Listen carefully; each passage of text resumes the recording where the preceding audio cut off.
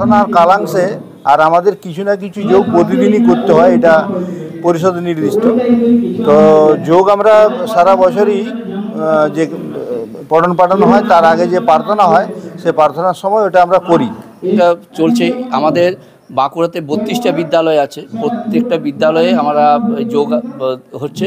সারা ভারতবর্ষে প্রায় আমাদের 30,000 বিদ্যালয় আছে, 30,000 বিদ্যালয়ে আজকে যোগ দিবস আমরা করছি আর কি। বাঁকুড়া নগরেও আমাদের 10টা বিদ্যালয় আছে, তো সেই হিসাবে আমরা প্রত্যেকটি শিশু মন্দিরেই আর চলছে। তাছাড়া আজকে আমাদের বিষ্ণুবোধ সরস্বতী শিশু মন্দিরে যোগাসনের সঙ্গে সঙ্গে ব্লাড ডোনেশনও ক্যাম্প আমরা ওইখানে শুরু করছি 10টার সময়তে।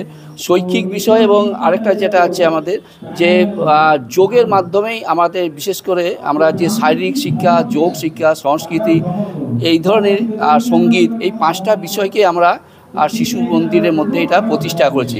এটা আমাদের বলা হচ্ছে যে আর পঠন পাঠনের ছাড়া আর এই বিষয়গুলো আমরা খুব দেখি, খেলাধুলা, শারীরিক, যোগ, সঙ্গীত এবং নৈতিক এবং আধ্যাত্মিক, এই 5টা বিষয় পঞ্চশিক্ষা, পঞ্চপদী শিক্ষা ব্যবস্থায় এই বিদ্যাভারতীর শিক্ষাটা দিচ্ছি।